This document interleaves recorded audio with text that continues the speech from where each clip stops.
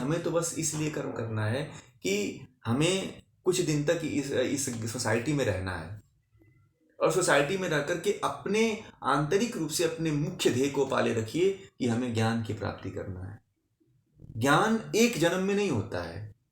अगर ज्ञान आपका हो गया, अब इस जन्म में जो आप ज्ञान ले रहे हैं वो अगले जन्म में हो सकता है कि इसे और उच्च ज्ञान कहीं से मिले, कहीं और अच्छे गुरु और माता पिता या दिव्य दृष्टा या योगी कोई आपके लिए प्रकट हो जाए, कोई योगी आत्मा आपको ज्ञान देने के लिए प्रकट हो जाए, तो इससे जो है आपके जीवन का उद्धार हो जाए। तो प्रयत्न इतना हमेशा लगे रहना चाहिए। इतना आसान नहीं है इस शरीर से जो है छूट जाना। बड़ा ही कठिन परिश्रम है, कठिन मेहनत है। शरीर से छूटना इतना आसान नहीं है, जरूरी है, और इस भाव से ही करते रहना है हमें। देखिए, हमारे जितने भी पहले के जो आदर्श हुए हैं वो समाज में रहते हुए ही ऊंचे उठे हैं। अगर समाज को अलग कर दिया जाए और आपको कहा जाए कि आप ऊपर उठो, तो नहीं उठ पाओगे। समाज भी एक तरह से, क्योंकि आपको बुरे और अच्छे का ज्ञान कहां से होगा। मैं जो बातें कह रहा था ये तब कैसे होगा जब केवल आपको समाज रहेगा ही नहीं, तो आपको उठने का चेष्टा ही नहीं कभी मिलेगी, उठ ही नहीं सकते हो। ये बातें तभी हुई है ना कि जो समाज में ही व्यक्ति समाज को सब कुछ मान ले रहा है। अब उसी को मान करके उसी में पूरे जीवन को नष्ट कर देना और अज्ञानता में अपने जीवन को जी लेना, ये तो मूर्खता ही है। केवल अब पैसे कमाते रहिए 85 साल की उम्र में, वह व्यक्ति अभी भी धन की ही दौड़ लगा रहा है। चाहिए कि हमें तो कहीं जो पैसा हमारे पास बचा हुआ है उसके धर्म के कार्यों में, दान पुण्य के कार्यों में लगाना चाहिए कि उसका जो जीवन है वो आगे और श्रेष्ठ बने। अब 85 साल की उम्र में अपने नाम से जमीन लेकर के क्या करेगा? दूसरा कोई भोग करेगा उसके ऊपर, दूसरा कोई आएगा, दूसरा कोई बेचे खाएगा उसको, उसके ऊपर दूसरा कोई राज्य करेगा। तो उसका तो परंतु जो उसके अंदर का जो भाव है कि मैं जीऊंगा और मेरा इससे पैसा दोगुना होगा, ये तो भाव उसके साथ जाएगा ना, जरूर जाएगा। उसके साथ ये भाव तो जाना ही जाना है, उसके साथ तो ये भाव जाएगा ही जाएगा ना कि मैंने जमीन लिया था। तो इस भाव को वो लेकर के मरेगा, उस संस्कार को वो लेकर के मरेगा कि मैंने जमीन लिया है। बार बार वो जब उसके प्राण निकलेगा ना, तो अपने बच्चे को बुला करके कहता है कि मैंने फलां जगह पे इतना जमीन लिया है, तुम लोग उसको अपने कब्जे में ले लेना, अपने नामे कर लेना, ऐसे तब कहेगा वो। और उसके अंदर एक पीड़ा भी होती है कि मरते हुए व्यक्ति को कभी देखिएगा, वो पीड़ा भी होती है कि मैंने अपने सारे संसार को छोड़ के जा रहा हूँ, मेरे पास इतने रुपए हैं, मेरे पास इतने धन है, मेरे पास जमीन है, मैं उसको छोड़ के जा रहा हूँ। दुखित होकर मरता है, जमीन को लेकर के, परिवार को लेकर मरता है कि मेरे पास इतना समाज था, मेरे पास इतने लोग थे, मेरे इतने बेटे बेटी थे। उस भाव को लेकर के मरता है। इसलिए अगला जन्म जो उसका होता है वही भाव लेकर के वो उत्पन्न होता है, फिर उसी भाव में वो फंसता है। कभी ज्ञान के भाव को तो लेकर के मर के देखिए, नहीं प्राप्त किया, इस भूख को लेकर मरिए, मैंने अपने आप को नहीं जाना, ये भूख होनी चाहिए। इस भूख को लेकर के मरेंगे तो शायद आपका जीवन सार्थक है। मैंने आज तक कभी ऐसे व्यक्ति को नहीं देखा जो इस तरह की प्यास रखते हुए मरा हो। मैं बहुत से लोगों को देखा हूं मरते हुए, मेरे सामने बहुत से लोगों का प्राण निकला हुआ है। मेरे परिवार में भी ऐसा बहुत घटनाएं घटित हुई है। मैंने देखा है लोगों को मरते हुए, मैंने लोगों को कराहते हुए देखा है, मैंने लोगों को चिल्लाते हुए देखा है, और मेरे सामने उनका प्राण निकल गया।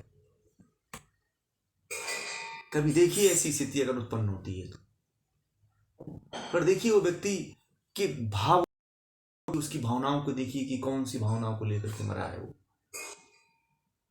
और देखिए उसके चले जाने के बाद भी लोग जी रहे हैं कि नहीं जी रहे हैं? जी रहे हैं। फिर भी वह जो है अज्ञानता के कारण उस दुखित भाव को लेकर के मर गया।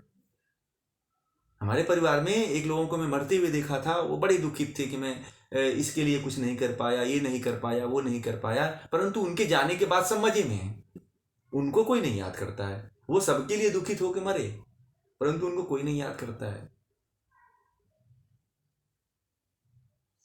तो मुझे लगता है कि अज्ञानता के कारण ही तो है, अज्ञानता में व्यक्ति मर रहा है। आज भी मृत्यु भी मृत्यु जैसे पवित्र घटना को भी व्यक्ति विषयों में और मोह में और अज्ञानता में नष्ट कर देता है। मृत्यु भी एक उत्सव होना चाहिए कि जब मरे व्यक्ति तो उसे दुख नहीं होना चाहिए। उसे जब मरने की स्थिति पर जब जाए व्यक्ति तो इसलिए मरे वो अपने अंदर उसको ये ख्याल आए कि मैंने जितना प्रयास करना था मुझे मैंने अपने जीवन में कर लिया, ज्ञान प्राप्त करने के लिए, ईश्वर को प्राप्त करने के लिए। संसार के पदार्थों के प्रति भाव लेकर के नहीं मरना चाहिए, क्योंकि संसार के भाव व्यक्ति कोई अपने पत्नी के वियोग में मर जाता है, कोई अपने बच्चे के भाव को लेकर मर जाता है, कोई अपने प्रेमिका के भाव को लेकर मर जाता है। मैंने देखा एक पेपर में कल परसों आया था कि दो नवयुवक जोड़े थे 35 साल के, दोनों जो है अपने हाथ पे एक दूसरे के हाथ लिखे और उस पे जो है दोनों हाथ पकड़े हुए मर गए। तो वो भाव लेकर के मरे कि हम नहीं प्राप्त हुए। शरीर का भाव लेकर के मरने से शरीर जड़ता की ही तो प्राप्ति होगी। कभी आपने चेतन का भाव लेके जितने भी मृत्यु होती है संसार में, जितनी भी मृत्यु होती है इस समय लोग हमारे खुद के जीवन से आत्महत्या करके जो मरते हैं तो वो इच्छा के कारण मरते हैं कि उनकी कोई विशेष इच्छा नहीं पूरी हुई इसलिए आत्महत्या कर लेते हैं।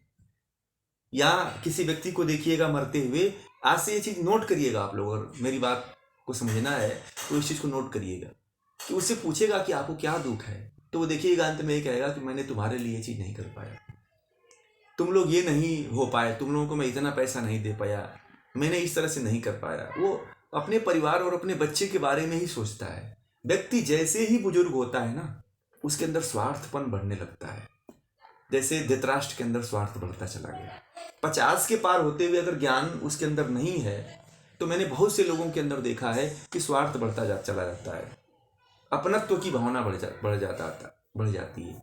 माँ में कम, गीता में कहा गया है माँ में कम, यानी कि मेरे, धृतराष्ट्र को भी मेरे शब्द आ गया था कि मेरे पुत्र और पांडु के पुत्र, तो अपनत्व की जो भावना है वह बढ़ जाती है अगर व्यक्ति ज्ञान में नहीं होता है तो। वह तब तेरे और मेरे में फर्क करके बात करने लगता है, वह सार्वभौमिक बात नहीं करता है। स्वार्थता जहां पे आ गई तब समझिए, स्वार्थ की बात अगर आ गई कि ये मेरा है या तेरा है, तब वह व्यक्ति घनघोर मोह में फंस जाता है, बहुत ज्यादा घने मोह उसके अंदर पकड़ लेता है और वही उसी मोह को लेकर के वो मरता भी है। इसलिए मोह को मत उत्पन्न होने दे। संसार में जितनी भी रिश्ते नाते हैं इससे मोह करके मरना बहुत बड़ी पशुता है। आप लोगों को ज्ञान है, इसको नोट करके रखिए अपने जीवन में कि ऐसी पशुता को कभी मत आने कि आपके जन्म जन्मांतर को नष्ट करती है। कोई किसी का नहीं है भाई। आप आपको भूलने के लिए 50 तरह की जो है व्यवस्थाएं कर दी जाएगी। एक जगह मैं गया था, एक व्यक्ति था और मुझे बोले उनकी लड़की उनकी माँ जो है मानसिक रूप से विक्षिप्त हो गई थी और बार बार उसके लड़के की याद आ रही थी। उसका लड़का मर गया था कुछ दिन पहले, तो उसकी याद को छुड़ाने के लिए तमाम तरह के लोगों को बुलाया गया। वहां पे योग कराता था तो मुझे बुलाया गया कि इसके बार बार अपने लड़को मतलब कि इसके लड़की की याद आती है। तो मेरे पास तो बस ज्ञान था, मैं तो बस ज्ञान से उसको समझाया। मैंने कोई इधर उधर की कोई क्रिया प्रतिक्रिया कर्मकांड नहीं किया और वो उसी ज्ञान से वो समझ गई और ठीक हो। नहीं तो उसके अंदर ये रहता कि मेरा लड़का मर गया, मेरा ऐसा हो गया। उसको छुड़ाने के लिए 1.5 लाख रुपये उन्होंने खर्च कर दिए थे तांत्रिकों को देकर के, उसकी याद को हटाने के लिए उसके माँ के चित्त से। तो देखिए आप मरने के लिए क्या होता है। लिए भी तरह तरह के लोग जो है आडंबर कर्मकांड करते हैं। जो कर्म और कर्म आजकल जो 13वीं होती है, 14वीं होती है, 12वीं होती है, वह इसीलिए होती है कि व्यक्ति भूलने के लिए जो है इस चीज को भूलने के लिए व्यक्ति के पीछे कर्मकांड को लगा दिया गया कि व्यक्ति भूल जाए और फिर इस चीज को कभी आभास ही ना हो कि व्यक्ति दुख को कभी महसूस नहीं करने के लिए तमाम तरह के कर्मकांड बना दिए गए और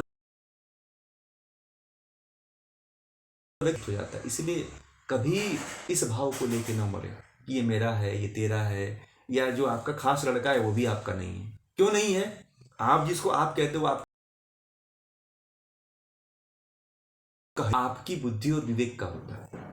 आपके लड़के का विचार आपसे नहीं मिलता है, आपके लड़की का भाव विचार आपसे नहीं मिलता, क्योंकि वो तो दूसरी जीवात्मा है ना।